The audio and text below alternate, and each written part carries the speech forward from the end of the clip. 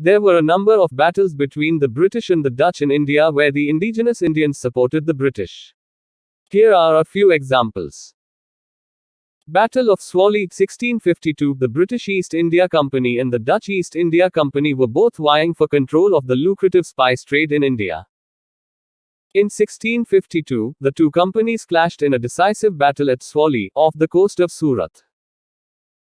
The British fleet was outnumbered and outgunned by the Dutch, but they were able to win the battle thanks to superior tactics and the support of the local Indian population. The victory at Swally gave the British East India Company a significant advantage in the spice trade and helped to establish the company as a major power in India. Battle of Kolachal 1741. The Dutch were trying to expand their influence in southern India, and they came into conflict with the Travancore kingdom.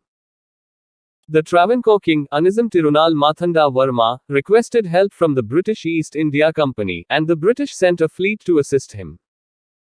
The British and Travancore forces were able to defeat the Dutch at the Battle of Kolachal, which helped to secure the British position in southern India. Siege of Mangalore 1779 to 1783. The Siege of Mangalore was a key event in the Second Anglo-Mysore War. The British were allied with the Maratha Empire, while the Dutch were allied with the Kingdom of Mysore. The British and Maratha forces besieged the Dutch-held port city of Mangalore for over 2 years. The siege ended in a British victory, and the Dutch were forced to surrender the city.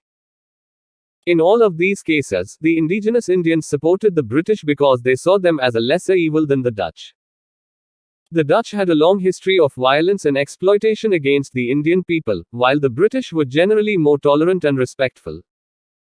Additionally, the British were more likely to form alliances with Indian rulers, which gave them a significant advantage in their conflicts with the Dutch.